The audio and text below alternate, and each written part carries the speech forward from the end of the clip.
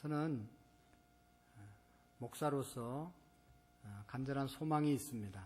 그게 뭔가 하면 제일 첫 번째는 하나님 잘 섬기는 것이고, 두 번째로는 하나님이 주신 교회를 잘 세워가는 것이고, 세 번째로는 하나님께서 맡겨주신 우리 성도님들을 잘 섬기는 것이 제 가장 큰 소원인 것입니다. 그래서 어떻게 하면 교회를 하나님의 말씀대로 성경에 있는 대로 잘 세워갈 것인가 하는 것이 가장 큰 관심거리고, 또 한 가지는 하나님이 내게 주신 은사대로, 하나님이 내게 주신 은혜대로 우리 성도님들을 어떻게 하면 잘 섬길 것인가, 위로 하나님을 어떻게 잘 섬길 것인가 하는 것이 저의 가장 큰 소원인 것입니다. 창립 25주년을 앞두고 하나님께서 세운 교회가 어떤 교회인가, 정말로 교회다운 교회에, 요즘 여러분 교회가 문제 많다고 얘기하잖아요. 여러분들도 막 교회 불만이 많잖아요. 그런 교회 말고 정말로 하나님께서 원하시는 교회를 우리가 다 알고, 우리 교회는 그런 불만 많은 교회, 사람들이 불만이 있어서 떠나는 그런 교회 아닌, 하나님께서 원하시고 이 교회에 오면 정말로 이것이 교회다, 잘못 알고 있던 사람들은 깨닫고 잘 알고 있던 사람들은 아는 대로 세워가는 그런 교회가 되어지기를 원합니다. 사랑하는 성도 여러분, 교회가 언제 시작되었습니까? 교회를 누가 세웠습니까? 교회의 사명이 무엇입니까? 돈 많은 사람들이 몇 명 모여가지고 예배당을 건축하고 여기에 사람들을 끌어모아서 교회가 됐습니까? 아니면 권력 있는 사람들이 어떤 목적을 가지고 자기들의 권력을 하나로 합쳐서 자기 야망을 키우기 위해서 사람들을 끌어모아서 교회가 됐습니까? 아니면 교제하기 좋은 사람, 놀기 좋은 사람들이 몇 명 모여가지고 많은 사람들을 끌어모아서 교제단체가 교회가 되었습니까? 그런 것 아닌 거 우리가 다 알고 계시죠? 교회는 그렇게 해서 세워진 것이 아닙니다. 예수님께서 이 땅에 30년 동안 자기 개인적인 사역을 하셨습니다. 그리고 3년 동안 성령의 안수를 받고 난 다음에, 성령이 임하고 난 다음에 하나님의 일을 이 땅 가운데서 행하셨습니다. 마태복음 4장에 보면 예수님께서 이 갈릴리로 두루 다니사 성전에서 가르치시는 일을 하셨고, 또 천국 복음을 전파하시고 약하고 병든 사람들을 고치시는 일을 했다고 예수님의 사역 3가지로 말씀하고 있습니다. 여러 가지 일을 하셨는데 다 요약하면 그겁니다. 하나님 나라에 대해서, 하나님에 대해서 말씀을 가르치시고, 또 그 하나님 믿을 수 있도록 복음을 전파하시고 전도하시고, 또 하나님이 살아계심을 믿게 하기 위해서 병 고쳐주시고 죽은 자를 살려주시고 기적을 보여주시면서 예수님이 하나님의 나라 복음을 전파하시는 일을 이 땅 가운데서 하셨습니다. 그리고 이제 마지막으로 예수님께서 오신 목적은 십자가 지고 죽음으로 모든 인류를 구원하기 위해서 이 땅에 오셨다고 그랬잖아요. 그래서 예수님께서 모든 인류의 죄를 속죄하기 위해서 십자가에서 죽으셨습니다. 그래서 우리가 저 십자가에서 죽으신 예수 그리스도를 나의 죄 때문에 죽었다고 하는 그런 믿음이 있으면 하나님의 자녀가 되고 구원받는 하나님의 백성이 되는 은혜를 우리에게 주셨습니다. 우리 기독교는 어떤 열심히 해야 구원받고 천국 가는 게 아니고, 저 십자가가 나를 위해서 예수님께서 십자가에서 죽으셨다, 예수님이 흘리신 보혈의 피가 나의 모든 죄를 깨끗하게 해주셨다라고 믿는 사람들은 다 우리의 죄가 용서함을 받고 천국에 갈 수 있는 하나님의 자녀가 되는 것입니다. 할렐루야. 그러니까 얼마나 좋습니까, 여러분? 불교는 이렇지 않습니다. 천주교는 이렇지 않습니다. 예수님은 온전히 믿기만 하면 다 우리의 죄를 용서해 주시고 하나님의 자녀 삼아 주시고 천국 갈 수 있는 그런 교리는 우리 기독교밖에 없는 거예요. 그러니까 우리가 예수님만 믿어야 되는 것이죠. 예수님께서 십자가에서 우리의 죄를 위해서 돌아가시고, 예수님이 십자가에서 죽으시고 끝난 것이 아니라 3일 만에 다시 부활하셨습니다. 예수님이 부활하셔서 40일 동안 세상에 계시면서 여러 제자들을 만나시고, 한 곳에 형제 자매가 500명 모여 있는 곳에 동시에 나타나셔서 부활의 몸으로 내가 부활했다, 나를 믿는 자는 나처럼 부활할 것이라고 하는 것을 예수님께서 보여주셨습니다. 그리고 난 다음에 예수님께서 40일 계시다가 하늘로 구름을 타고 성천하셨잖아요. 성천하시기 직전에 예수님께서 말씀했습니다. 너희들은 예루살렘을 떠나지 말고 아버지의 약속하신 성령을 기다리라. 오직 성령이 너희에게 임하시면 너희가 권능을 받고 예루살렘과 온 유대와 사마리아와 땅끝까지 이르러 내 증인이 될 것이다. 예루살렘 떠나지 말고 성령 받아서 권능 받아서 예수님의 증인 될 것을 말씀하시고 하늘로 성천하셨어요. 성천하신 구름 타고 올라가시는 모습을 사람들이 다 물끄러 바라보니까 옆에서 천사가 나타나서 너희들이 뭐를 보느냐? 너희들이 보는 예수, 올라간 그 예수는 너희들이 이렇게 보는 것처럼 다시 구름을 타고 이 땅에 오실 것이다. 말씀하셨습니다. 그러니까 예수님께서는 십자가에 죽으실 뿐만 아니라 3일 만에 부활하시고 부활한 그 몸이 성천하시고 다시 오실 것을 우리에게 말씀하셨습니다. 그래서 여러분 성천하시고 난 다음에 예수님의 제자들이 바로 각자 집으로 돌아간 것이 아니라 예루살렘에 모여서 마가의 다락방에, 요즘 말로 말하면 그게 교회가 된 거예요. 마가의 다락방에 모여서 120명이 열심히 아버지의 약속하신 성령 달라고 뜨겁게 기도하기 시작했습니다. 50일 동안 기도했는데 50일째 오순절날 성령이 그들에게 임하게 된 것이잖아요. 사도행전 2장 1절에 보면 오순절날 이미 성령이 그들에게 임하시고 온 집에 하나님의 영이 가득하고 그들의 혀가 불같이 갈라져서 각기 다른 나라 말로 방언을 하기 시작했습니다.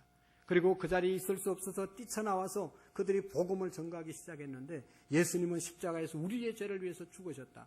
또 예수님은 부활하셨다. 예수님은 성천하셨다. 다시 예수님께서 오신다고 그들은 외치기 시작했습니다.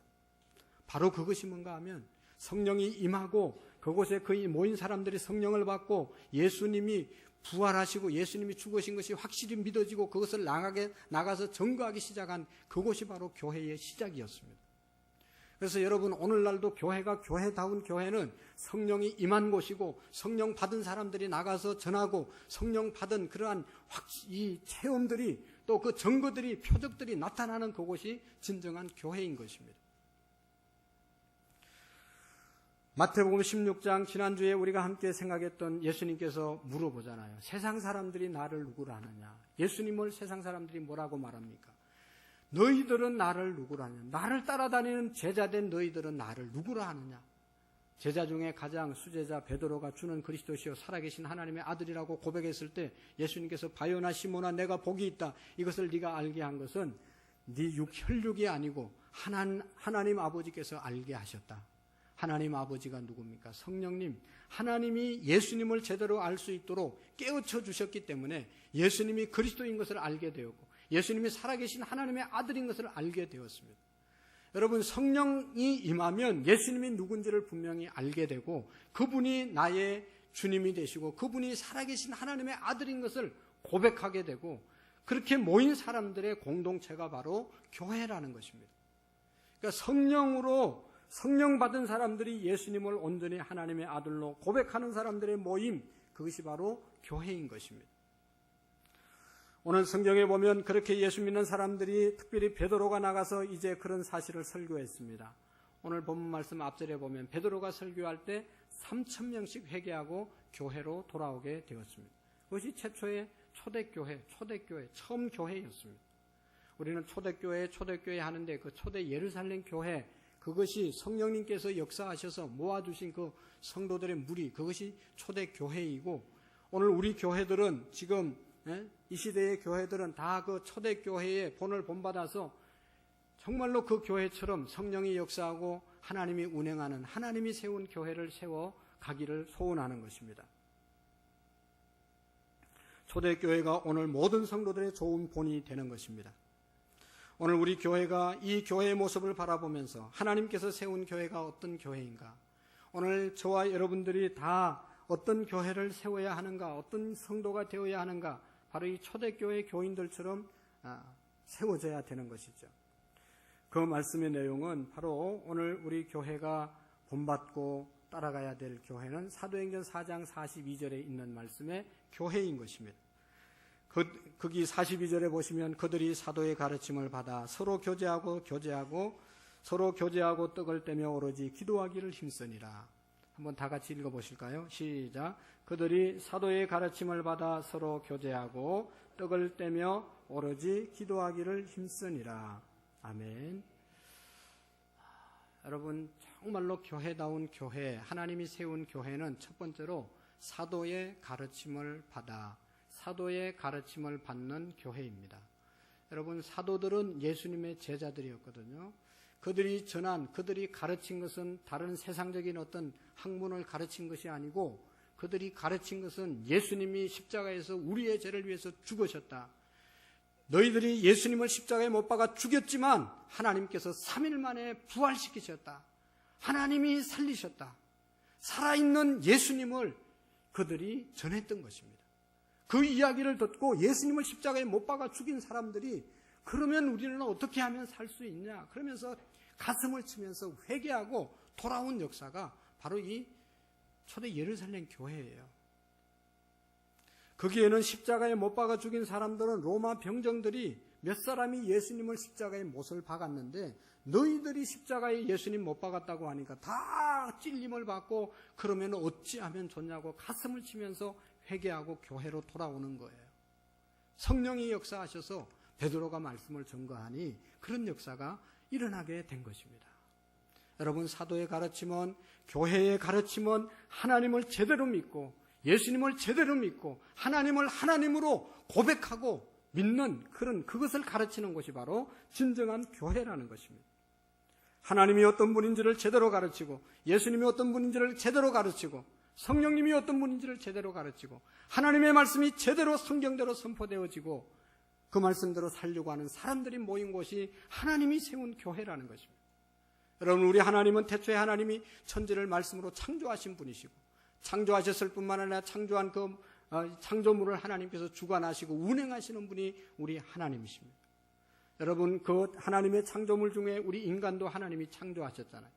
그래서 우리 인간을 창조하셨을 뿐만 아니라 우리 인간의 생사화복을 다 주관하시는 분이 하나님이십니다. 나라의 흥망 성쇠를 주관하시는 분이 하나님이십니다. 우리 교회의 장래, 우리의 자녀들의 장래를 책임지시고 이끌어 가실 분이 하나님이십니다. 그 하나님을 가르치고 그 하나님을 믿는 곳이 바로 교회라는 것입니다. 사도들은 그것을 가르쳤습니다. 교회의 주인은 예수님이십니다. 교회의 주인은 하나님이십니다. 교회를 인도하시는 분은 성령님이십니다. 여러분, 우리가 잘 이해해야 합니다. 우리가 다 사람들이기 때문에 교회가 우리를 위해서 있어야 됩니다. 우리가 편안하게 예배할 수 있어야 합니다. 우리가 기뻐해야 됩니다. 우리가 즐거워야 됩니다. 우리가 행복해야 됩니다. 우리가 좋아져야 됩니다. 그렇지만 여러분, 교회는 하나님의 말씀 위에서 성도들이 행복하고 하나님이 선포되는 말씀대로 우리가 잘 돼야 되고 하나님이 말씀하시는 대로 우리가 제대로 편안하게 신앙생활을 해야 되는 것입니다. 하나님의 말씀이 먼저이고 하나님이 먼저이지 사람들이 모였다고 사람을 위해서 있는 공동체가 아니라는 것입니다. 여러분, 신앙과 교회는, 개인의 신앙과 교회는 인본주의 신앙이 있고 신본주의 신앙이 있고 인본주의 교회가 있고 신본주의 교회가 있습니다. 인본주의는 뭔가 하면 자기 인간 중심, 인간을 위해서 세운, 나를 위해서 신앙생활하고 나 잘되라고 기도하고 나 잘되라고 예배드리고 나 잘되라고 나 출세하려고 교회 나오는 것, 이건 인본주의 신앙이에요. 교회도 인본주의 신앙은 우리 모든 성도들이 즐겁게 우리만을 위해서 예배드리고 아까도 얘기했죠. 내가 찬양을 아무리 오래 드려도 나 만족을 위해서 찬양 드린 것은 인본주의입니다. 기도를 아무리 오래 하고 전도를 아무리 많이 하고 우리가 봉사를 아무리 많이 해도 내 명예를 드러내고 나를 위해서 한 것은 다 인본주의입니다. 그러나 여러분, 하나님을 위해서 기도하고 하나님을 위해서 찬양하고 하나님을 위해서 봉사하고 하나님을 위해서 전도하고 하나님을 위해서 예배하는 것, 이것이 바로 신본주의고 이것이 제대로 된 교회이고 제대로 된 신앙인인 것입니다. 사랑하는 성도 여러분, 우리가 찬양을 많이 올리고 있는데 하나님께 찬양하고 있습니까? 우리가 지금 예배드리고 있는데 정말로 내 중심 속에 내 소원을 이루어 달라고 기도하고 예배하는 것이 아니라 하나님 영광 받으라고 예배하고 있습니까? 말씀을 들을 때 정말로 내가 하나님의 마음에 합한 하나님의 말씀을 듣기를 원합니다. 그러면서 말씀을 듣고 있습니까? 우리 교회가 하나님만이 높임을 받고 하나님만이 영광을 받으시고 하나님이 좋아하는 그런 교회인 것 같습니까? 아니면 성도들이 편안하게, 성도들이 행복하게, 성도들이 좋아하는, 기뻐한, 즐거워하는 그런 교회 활동, 봉사, 찬양 다 성도들 위주로 이루어지지 않습니까? 그것은 인본주의 교회, 잘못된 교회입니다. 사랑하는 성도 여러분, 우리 한국 교회 위에 지금 심각한 도전이 다가오고 있어요. 그것은 뭔가 하면 동성애입니다. 동성애. 유럽 교회는 벌써 동성애자들이 다 교회가 다 동성애를 인정했어요. 다 무너졌습니다. 성경에는 분명히 동성애는 죄라고 말씀하고 있고, 남자와 여자가 가정을 이루어서 생육하고 번성하고 그렇게 살으라고 그랬는데, 남자와 남자가 살고 여자와 여자가 사는 것, 이거는 동성애, 구약 성경엔 돌로 쳐서 죽이라고 그랬어요. 그런 사람들을. 그건 있을 수 없는 일이라고, 부끄러운 일이라고 로마서에도 말씀하고 죄라고 말씀했는데, 동성애자들이 교회에 들어와가지고 동성애를 합법화하려고 지금 정치인들이 이 동성애자를 성소수자라고 해가지고 그들의 인권을 존중해야 된다고, 누가 인권을 뭐 말살합니까? 동성애를 허락해야 된다고, 법을 만들어야 된다고 지금 난리잖아요. 이것이 교회 안에도 들어왔단 말이에요. 유럽의 교회들이 다 동성애를 인정했어요.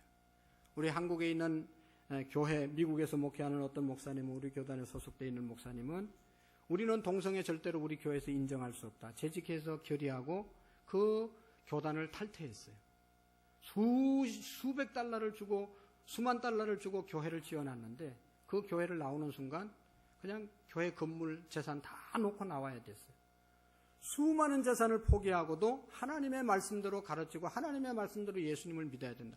동성애는 우리가 허락할 수 없다. 그래서 나온 교회 목사님이 계세요. 여러분, 동성애자들이 우리 교회에 와서 구원받아야 됩니다. 동성애자들이 교회에 올 때 우리가 환영해 줘야 됩니다. 동성애자들을 우리가 사랑해야 됩니다. 동성애자들을 구원시켜야 됩니다. 그 사람들을 막 이상한 눈으로 보고 그렇게 하면 안 되는 겁니다. 똑같이 대하고 똑같이 하나님 사랑받을 하나님의 자녀인 것을 우리가 기억해야 합니다. 그렇지만 그들이 와서 말씀을 듣고, 아, 이게 동성애가 죄구나, 이건 합법화 법이 이게 제대로 된 게 아니구나, 회개하고 정상적인 삶을 살도록 해야 되는 것입니다. 그런데 여러분, 동성애자들은 자기의 쾌락과 자기의 즐거움을 위해서 동성애하는 것 아니겠습니까? 거기에 저항하지 못하고 그냥 교회가 하나님의 말씀을 하나님의 말씀대로 전하지 못하는, 그런 사도의 가르침을 제대로 전하지 못하는 그런 교회, 이거는 문제가 있는 교회이죠. 이것뿐만 아니라 교회 많은 부분에 있어서 교회가 인간의 실용주의 가치관으로, 편리주의 가치관으로 교회가 바뀌어지는 것이 얼마나 많은지 모릅니다. 그러나 여러분, 우리 모두가 분명히 기억해야 합니다. 교회다운 교회는 하나님의 말씀대로, 하나님의 말씀대로 가르치고, 하나님의 말씀대로, 하나님의 말씀이 법이 되어야 되고, 하나님의 말씀대로 우리가 세워져야 되는 것입니다.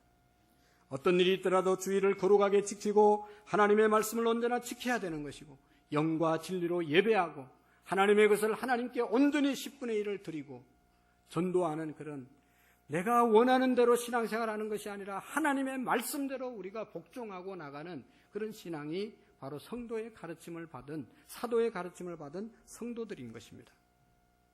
사랑하는 성도 여러분, 우리 교회는 어떻습니까? 하나님의 말씀이 살아있습니까? 하나님 말씀 앞에 우리 모두가 순종하고 있습니까? 하나님의 말씀대로 우리가 살려고 부단히 애쓰고 있습니까? 그러면 하나님께서 기뻐하시는, 하나님이 세운 교회입니다. 그러나 다 하나님의 말씀은 하나님의 말씀이고, 우리가 어떻게 그렇게 사냐, 다시 법을 만들고 다시 전통을 만들어서 우리 좋은 대로 하면 이건 잘못된 것입니다. 또 한 가지, 오늘 본문의 말씀에 보면 그들은 사도의 가르침을 받을 뿐만 아니라 서로 교제하고 떡을 떼며, 서로 교제하고 떡을 떼며, 그 뒤에도 쭉 서로 교제하고 떡을 떼는 이야기가 쭉 나오는데, 다른 말로 말하면 사랑의 공동체였습니다. 풍성한 사랑이 있는 교회가 되어졌습니다. 여러분, 44절 말씀부터 보세요. 44절. 그들은 어떻게 신앙생활을 했는지, 믿는 사람들이 다 함께 있어 모든 물건을 서로 통용하고, 또 재산과 소유를 팔아 각 사람의 필요를 따라 나누어 주고, 날마다 마음을 같이하여 성전에 모이기를 힘쓰고, 집에서 떡을 떼며 기쁨과 순전한 마음으로 음식을 먹고, 할렐루야, 서로 그냥 나누는 삶, 사랑이 넘쳐서 나눈 거죠. 사랑이 없으면 나눌 수가 없어요. 내가 어디 가서 맛있는 거 먹었으면 정말 맛있는 거 먹으면서 사랑하는 사람이 생각나야 되는, 생각나는 사람이 사랑하는 사람이에요. 아무리 뭐 아름다운 데 가도 맛있는 걸 먹어도 자기 혼자만 야 멋있다 하고 그냥 끝나면 이건 정말로 문제 있는 사람이에요. 아름다운 것을 볼 때, 또 맛있는 것을 먹을 때, 좋은 곳에 갔을 때 사랑하는 사람이 생각나야 돼. 여기에 아내를 데려왔으면 좋겠다. 여기에 우리 자녀를 데려왔으면 좋겠다. 이 맛있는 것 누구하고 같이 먹었으면 좋겠다. 이렇게 생각나는 사람이 사랑이 있는 사람이에요. 여기 초대교회 교인들은 집에서 자기들이 만난 것 하면 그냥 자기만 먹고 거두는 게 아니고 교회까지 싸와서 이걸 나누어 먹었어요. 할렐루야. 집에서 맛있는 거 있으면 교회로 싸와서 나누어 먹었다니까요. 우리는 막 누가 알까봐 막 이렇게 막 그런 사람들하고는 다른 거죠.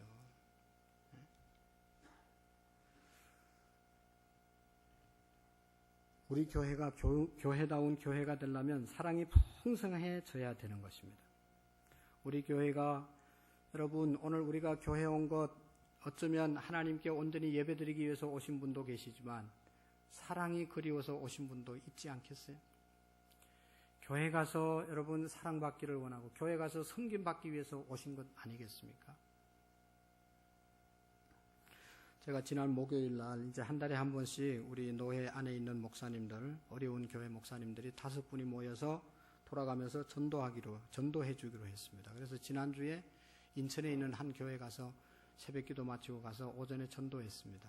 전도하는데 어떤 연세 드신 어르신네가 모자를 딱 쓰고 아주 옷도 깔끔하게 입으신 분이 이제 지나가길래 전도지 주면서 교회를 소개했습니다. 그러니까 교회가 어디 있는지 아주 자세히 보면서 다 얘기했어요.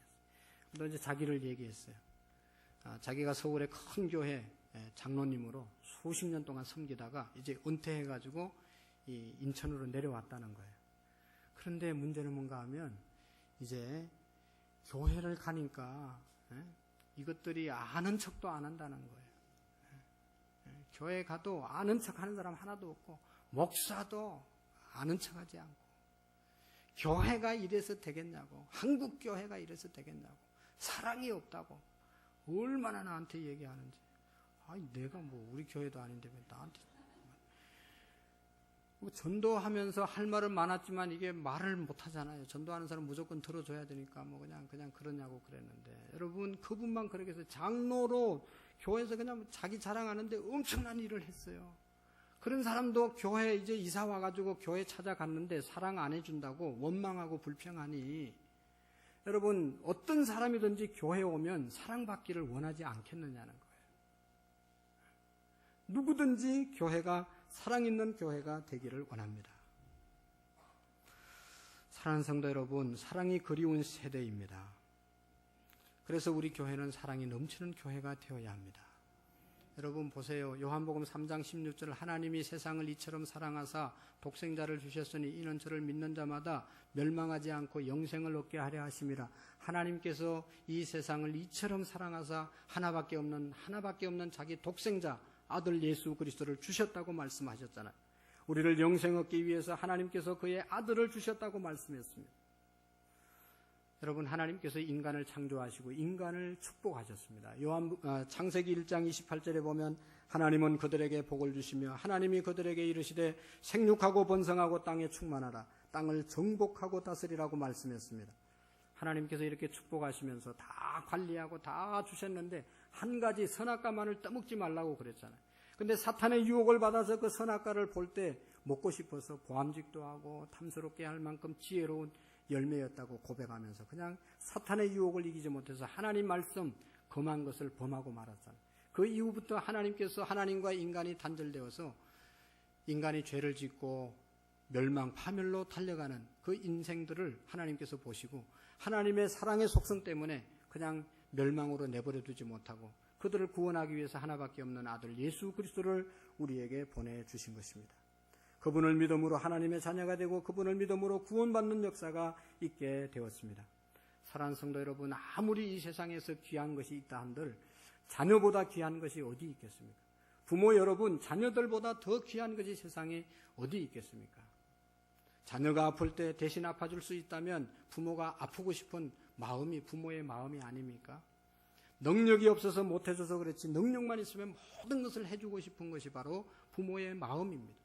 하나님 아버지가 우리 인류를 위해서, 인간을 위해서, 예수님을 믿는 사람들을 위해서 이런 마음에 이런 심정인 것입니다. 하나님은 우리를 엄청나게 너무너무 사랑하셔서 하나밖에 없는 아들을 우리에게 주신 것입니다. 여러분, 이런 사람이 있으면 나는 지금까지 살면서 사랑을 받아본 적이 없어 라고 말하는 사람이 있습니다. 우리의 가정, 내 인생 하나님이 사랑한다고 하는데 나는 사랑받아 본 적이 없어 라고 말하는 사람이 있습니다. 정말로 그렇습니까, 여러분? 어떤 고등학교 학생이 학교에서 수학여행을 간다고 해서 가정통신문을 가지고 부모님께 드렸어요. 부모님이 보내줄 능력이 안 돼, 형편이 안 되는 거예요. 그래가지고 보내주지 못했어요. 그러니까 이 아들이 그 다음날 우리 부모님은 평생 나를 한 번도 사랑해 본 적이 없다고, 우리 부모님은 나를 사랑하지 않는다고 그러면서 집을 나가버렸습니다. 여러분, 정말로 그 부모가 자녀를 사랑하지 않았습니까? 그 부모님이 한 번도 그 자식을 사랑한 적이 없겠습니까? 수학여행 자기 마음대로 한 번 안 됐다고 부모를 욕하고 집을 나가는 거예요. 하나님의 사랑은 변치 않는 사랑입니다. 우리가 이 찬송가 270장에 늘 변치 않는 주님의 사랑 늘 찬양하고 있지 않습니까? 사랑하는 성도 여러분, 요한일서 4장 7절에 보면 사랑하는 자들아 우리가 서로 사랑하자. 사랑은 하나님께 속한 것이니 사랑하는 자마다 하나님으로부터 나서 하나님을 알고 사랑하지 않는 자는 하나님을 알지 못하나니 이는 하나님은 사랑이심이니라. 할렐루야. 여러분, 하나님은 누구라고요? 사랑이시다. 내가 하나님 믿는 사람인가 안 믿는 사람인가, 내 마음속에 사랑이 있는가 없는가, 하나님의 사랑이 내 마음속에 있으면 하나님 믿는 것이고, 하나님의 사랑이 없으면 다시 생각해 봐야 되는 겁니다. 우리 교회가 정말로 하나님의 사랑이 가득한 교회이면 우리 교회는 하나님이 세운 교회, 하나님의 교회이고 칭찬받는 교회이고, 사랑이 없이 신앙생활하면 문제 있는 교회입니다. 죄송하지만 교회가 싸움하는 교회들이 있어요. 그곳에 하나님이, 자기들은 하나님 편에서 일한다고 막 상대방을 비방하면서 싸우고 있습니다. 여러분, 오늘 성경대로 말하면 거기에는 하나님이 없습니다. 하나님이 없으니까 사랑이 없는 거죠. 사랑이 없으니까 하나님이 없는 것이죠. 믿음이 있다는 것은 사랑이 있다는 것이고, 믿음으로 산다는 것은 사랑하면서 사는 것입니다. 하나님의 사랑이 우리에게 이렇게 나타난 바 되었으니 하나님이 자기 독생자를 세상에 보내심은 그로 말미암아 우리를 살리려 하심이라. 사랑은 여기 있으니 우리가 하나님을 사랑한 것이 아니요 하나님이 우리를 사랑하사 우리 죄를 속하기 위하여 화목제물로 그 아들을 보내셨습니다. 우리가 하나님 사랑해서 이 자리에 온 것이 아니라 하나님이 우리를 먼저 사랑해 주셔서 예수님이 십자가에서 죽으시고 그 은혜로 우리가 이 자리에 오게 되었다는 것입니다. 할렐루야. 사랑하는 자들아 하나님이 이같이 우리를 사랑하셨으니 우리도 사랑하는 것이 마땅하니라. 어느 때나 하나님을 본 사람은 없으되 우리가 사랑하면 하나님이 그들 가운데 계신다고 말씀하고 있습니다. 하나님의 눈에 보이지 않지만 우리가 정말로 하나님의 사랑을 함께 나눌 때 그 속에 하나님이 계신다는 것이죠. 요한복음 13장에 보면 예수님께서 말씀했습니다. 35절에 너희가 서로 사랑하면 이로써 모든 사람이 너희가 내 제자인 것을 알리라. 여러분, 우리가 서로 사랑하고 살면 세상의 사람들이 저 사람들 예수님의 제자구나, 예수님의 삶을 본받고 그대로 살아가는 사람들이구나 하고 인정한다는 것이죠. 사랑하는 성도 여러분, 우리 교회 성도들끼리 사랑하며 살면 세상 사람들이 볼 때 저 교회는 예수님의 제자들이구나, 예수님을 정말로 믿는 사람들이구나 한다는 것이죠. 사랑하는 성도 여러분, 오늘도 우리가 서로 사랑하며 살아가는 은혜가 있기를 바랍니다. 여러분, 사랑이 넘치는 교회, 사랑이 있는 가정 만들려면 어떻게 해야 됩니까? 저는 우리의 자녀들에게 결혼할 때 그랬어요. 네가 먼저 사랑을 베푸는 남편이 되라. 네가 먼저 사랑을 주는 아내가 되라. 네가 먼저 사랑을 베푸는 부모가 되라. 네가 먼저 사랑을 해야 가정이 행복한 사랑의 가정이 되는 것이지, 아내가 먼저 사랑해주고 남편이 먼저 사랑해주기를 바라고 섬겨주기를 바라는 그런 가정은 사랑이 없는 거죠. 여러분, 대한민국에 5만 교회 이상이 있지만 사랑 있는 교회 찾아다니면서 보따리 싸서 교회 찾아보세요. 내가 사랑의 보따리를 풀지 않는 한 대한민국에 5만 교회 이상의 교회가 있어도 사랑 있는 교회를 찾을 수가 없어요. 내가 먼저 사랑을 베풀어야, 내가 먼저 사랑을 베풀어야 사랑 있는 교회를 만날 수가 있는 거예요. 내가 먼저 섬겨야 섬김을 받을 수가 있는 것이죠. 할렐루야.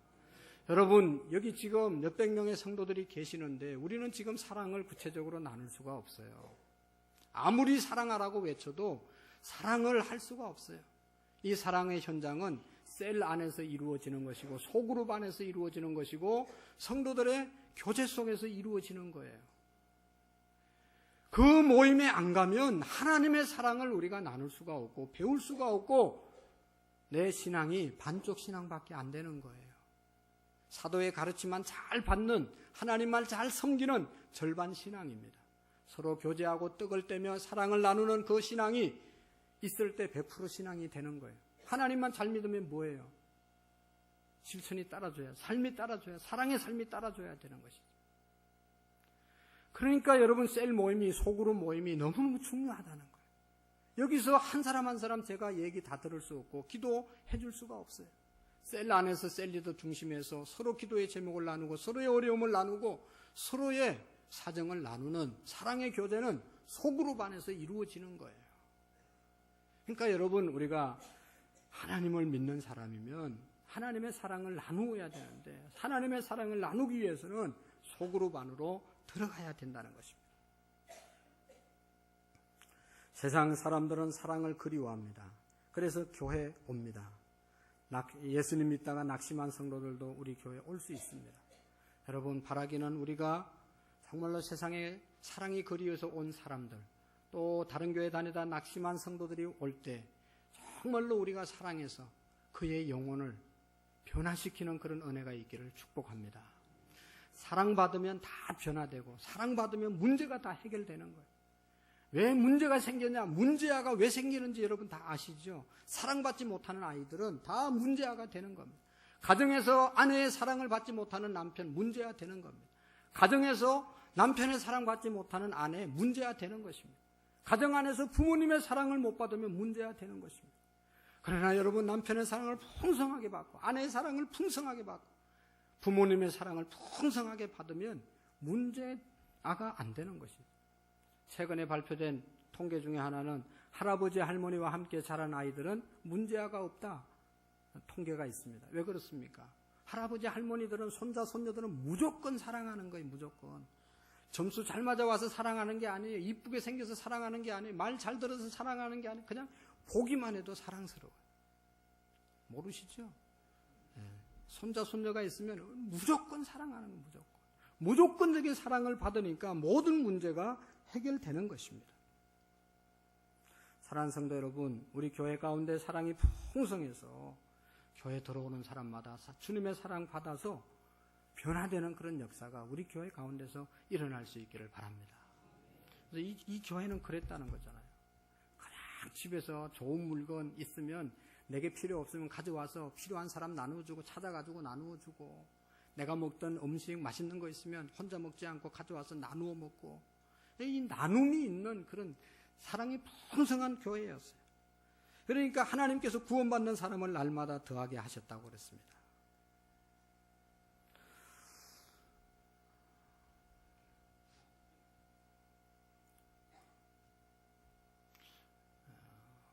어떤 성도님에게 전화를 했습니다.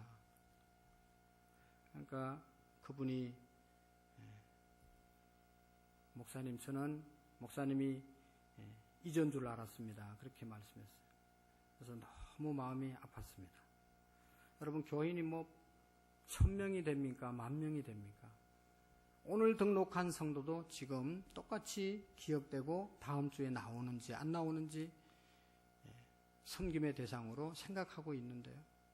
오늘도 여러분 여기 앉아 계시지만 어떤 성도가 몇 시에 왔는지 다 기억됩니다.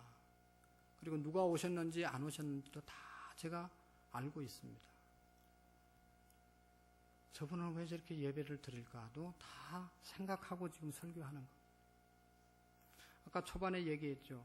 여러분들이 성도들이 자기를 생각하는 것과 목사가 성도를 생각하는 마음, 여러분들이 생각하는 것보다 훨씬 더 사랑하고 훨씬 더 섬기고 싶고 훨씬 더 귀하게 여깁니다.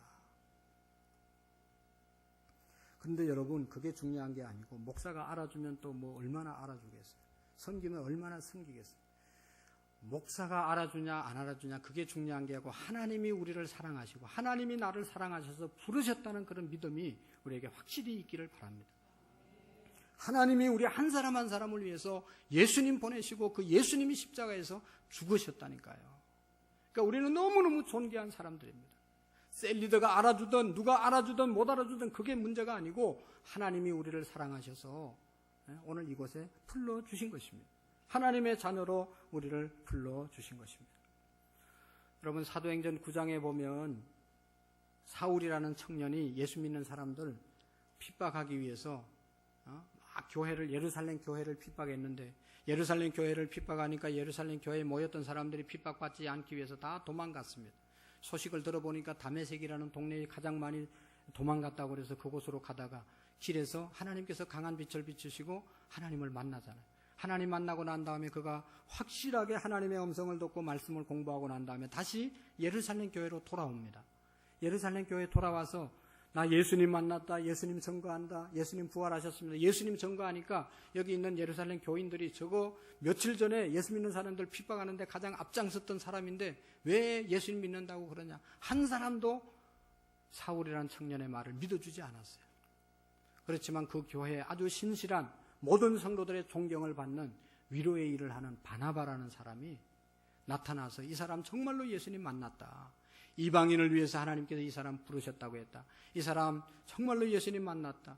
그러면서 모든 사람이 안 믿어줬지만 바나바가 앞장서서 사울을 변호해주고 사랑해주고 감싸주어서 이 사울이 바울 되어서 예수님 다음으로 기독교를 가장 제대로 만든 분이 바로 사도 바울입니다. 그러니까 이 사도 바울이 사도 바울 되는 데 있어서는 바나바라는 사람이 있었기 때문에 바울이 된 거예요. 여러분, 혹시 우리 교회에 어떤 성도가 왔었는데 그분이 하나님 앞에 어떻게 쓰임받을지 모르잖아요.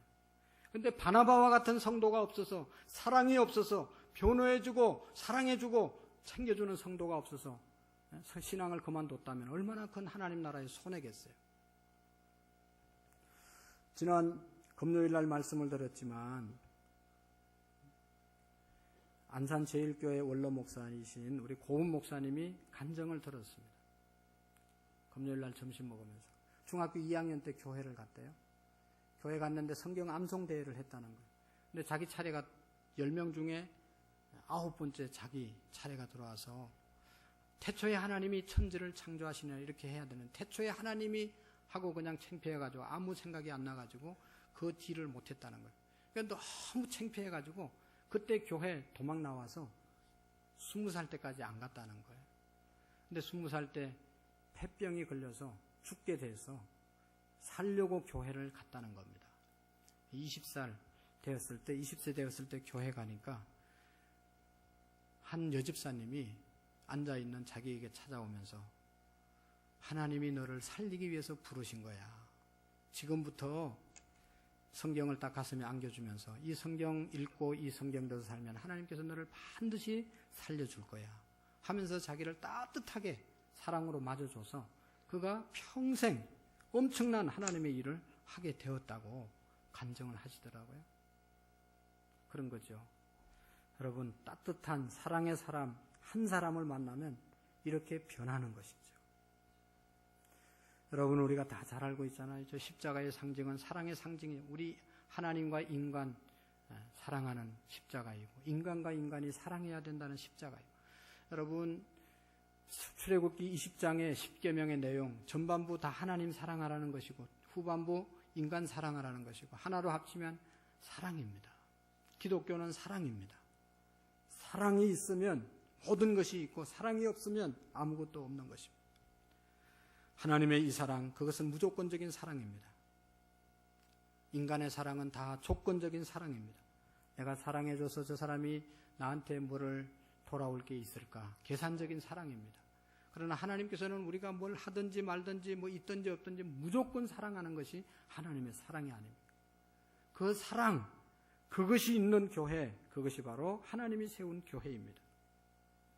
그리고 여기 보면 여러분, 오로지 기도하기를 힘쓰니라. 이 교회는 오로지 기도하기에 힘썼다. 하나님의 말씀의 가르침을 받고 그대로 살려고 힘쓰는 자들, 또 받은 말씀을 서로 사랑으로 나누면서 살기를 원하는 그런 성도들, 그렇게 살기 위해서는 여러분 다른 방법이 없어요. 우리가 그렇게 살고 싶다고 살아가는 게 아닙니다. 오로지 기도해야 되는 것입니다. 기도할 때 그렇게 살 수 있습니다. 여러분, 베드로가 큰 소리 치잖아요. 절대로 주를 나는 부인하지 않습니다.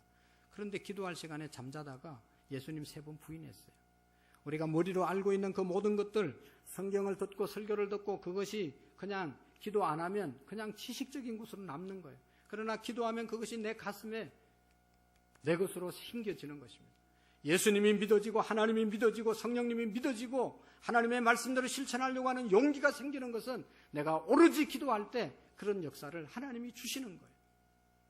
기도하지 않으면 이런 역사가 있을 수가 없습니다.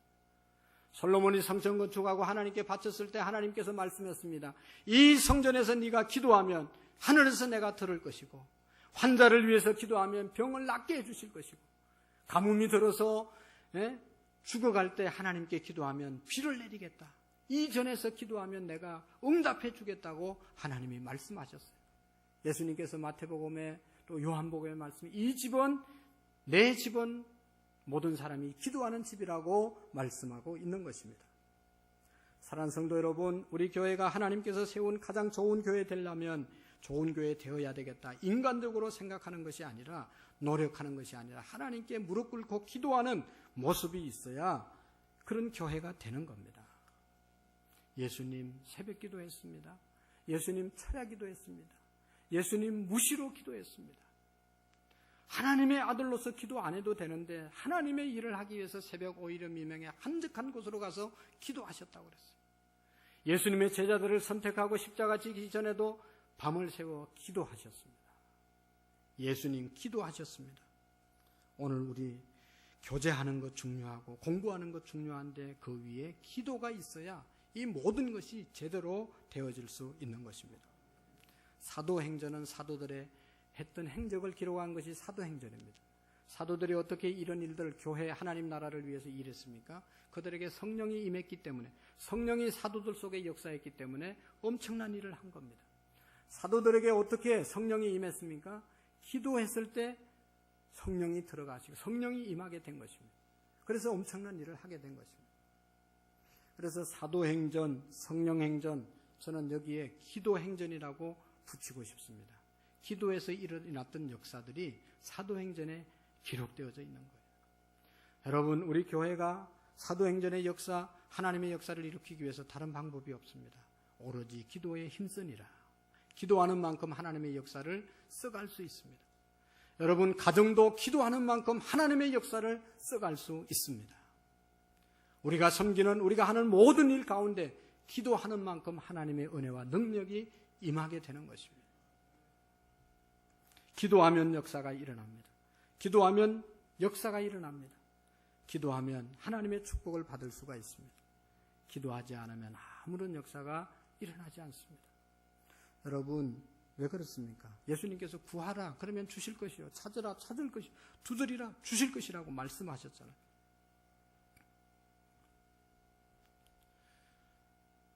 교회는 오래 다녔는데 아무런 역사가 없으면 여러분, 이 시간 내 기도 생활을 다시 점검해야 됩니다.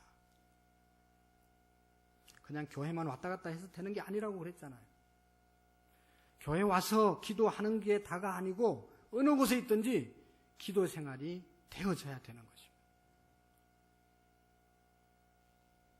우리 교회가 여러분의 가정이, 내 개인이 하나님과의 교통, 교제가 없으면 이건 신앙의 생활이 아니라니까요. 그 교제가 기도라니까요. 뭘 기도해서 응답받는 거 그게 아니고 하나님 앞에서 날마다 교제하면서 하나님을 두려워하고 하나님을 경외하고 하나님의 말씀을 받고 하나님이 원하시는 삶을 살아가는 것, 그것이 기도의 생활이에요. 그게 없기 때문에 변화가 없고 하나님의 역사를 쓸 게 없는 거예요. 여러분, 다음 주는 우리 교회가 창립 25주년 맞이하는 교회입니다. 25년은 짧은 세월이 아니잖아요. 저는 엄청난 세월이라고 생각됩니다. 이 긴 세월을 지나오면서 우리 교회가 분명히 잘못된 전통이 생겼을 거예요. 어떤 것이 잘못되고 어떤 것이 잘 됐는지 모르지만 오늘 성경에 비추어서 기도하지 않으면 회개하고 기도해야 됩니다. 진정한 사랑이 없었으면 회개하고 사랑해야 됩니다. 하나님의 가르침, 사도의 가르침으로 순종하지 않았으면 우리가 회개해야 됩니다. 그러지 않으면 잘못된 전통이 이 교회의 전통이 되어서 더 이상 교회의 역할을 못하는 거예요. 어느 교회든지 마찬가지죠. 하나님 중심, 우리 모든 성도들이 와서 사랑을 풍성하게 경험할 수 있는 그런 사랑의 교회, 또 하나님 앞에 늘 기도해서 하나님과 성도와의 관계를 늘 교제 이루어가는 그런 우리 교회가 되기를 소원합니다. 기도하시겠습니다. 하나님 아버지 감사합니다. 우리 교회가 알게 모르게 오랜 세월 하나님의 축복 가운데 지나왔는데 잘못된 전통은 세워지지 않았습니까? 하나님의 말씀과 상관없는 가르침 이루어지고 있지는 않습니까? 주님, 우리의 자신을 돌아보고 우리 자신들이 다 교회인데 하나님 돌아보고 회개할 수 있도록 도와주시옵시고 하나님께서 초대 예루살렘 교회처럼 온 백성에게 칭송을 받으며 주께서 구원받는 사람을 날마다 더하게 하는 하나님의 인정받는 제단이 되어질 수 있도록 도와주옵소서. 예수님의 이름으로 기도하옵나이다. 아멘.